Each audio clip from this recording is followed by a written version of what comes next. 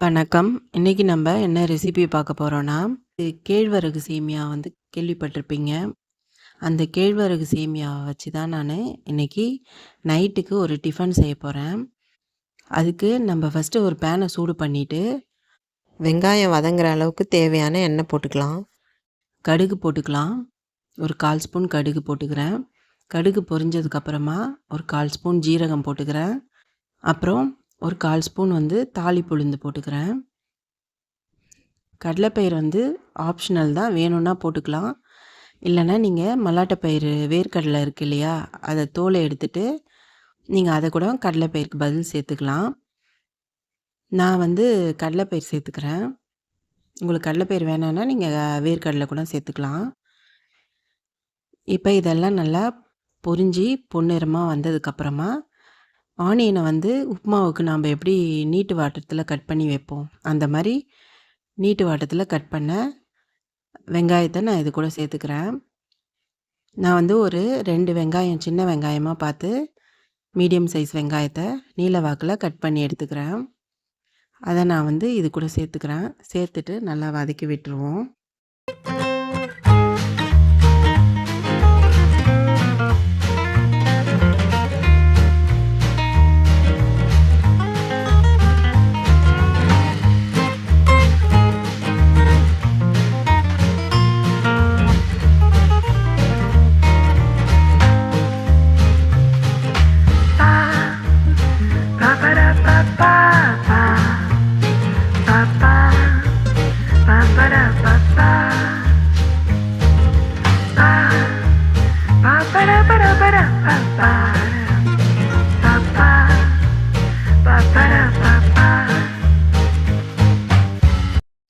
நான் ஒரு 4 பச்சை மிளகாய் எடுத்துக்கிறேன்.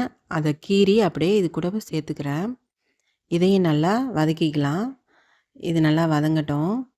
அதுக்கப்புறமா நம்ம ஒரு 2 தடவை நல்லா கழுவிட்டு ராகி சேமியாவை அதுக்கப்புறமா தண்ணியை வடிகட்டிட்டு நம்ம வச்சோம்னாலே அந்த தண்ணியை அதை அப்சர்வ் பண்ணி நல்லா ஊற ஆரம்பிக்கும். இப்போ தேவையான அளவுக்கு உப்பு சேர்த்துக்கலாம். உப்பு சேர்த்துட்டு நல்லா வெங்காயத்தை வதக்கி விட்டுக்கலாம்.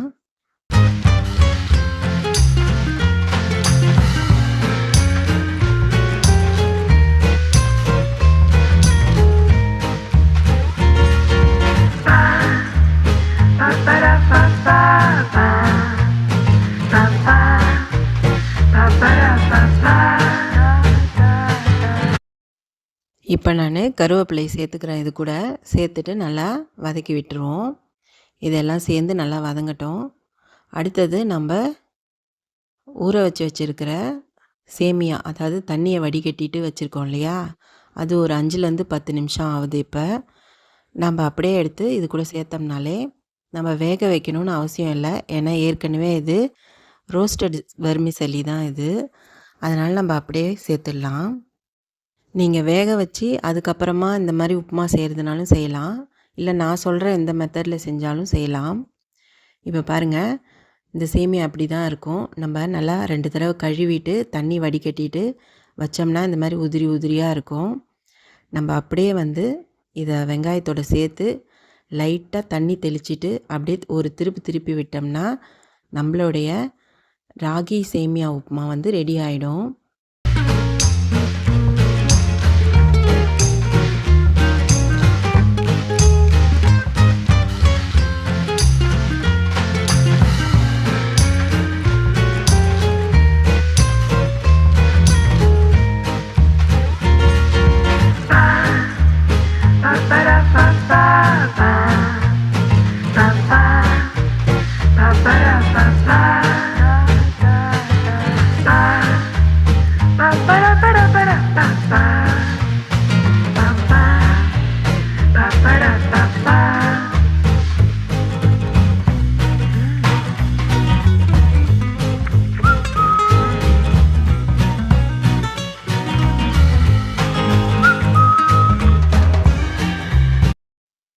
நான் இப்போ 1/4 டம்ளர் அளவுக்கு தண்ணி எடுத்து இந்த மாதிரி ஊற்றிக்கிறேன். இல்லைன்னா நீங்கள் தெளித்து கூட விட்டுட்டு திருப்பி விட்டுக்கலாம்.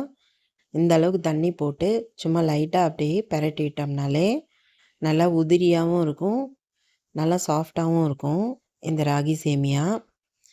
நீங்கள் இந்த மாதிரி ஒரு தடவை நான் சொல்கிற மெத்தடில் ட்ரை பண்ணி பாருங்கள். நல்லா ஹெல்த்தியான ஒரு டின்னராக இருக்கும். இது நீங்கள் ஈவினிங் டைம்லேயும் செஞ்சு கொடுக்கலாம். மார்னிங் பிரேக்ஃபாஸ்ட்டாகவும் எடுத்துக்கலாம். நீங்களும் ட்ரை பண்ணி பாருங்கள். தேங்க்யூ.